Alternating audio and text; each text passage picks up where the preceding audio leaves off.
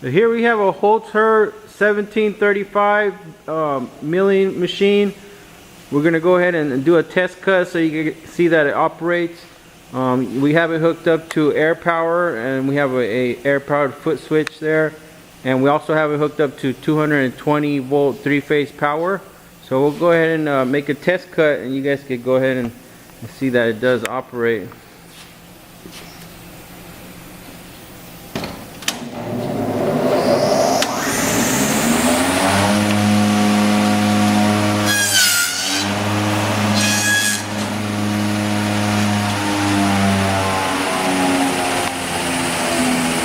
And then we'll show the piece right here that's been cut.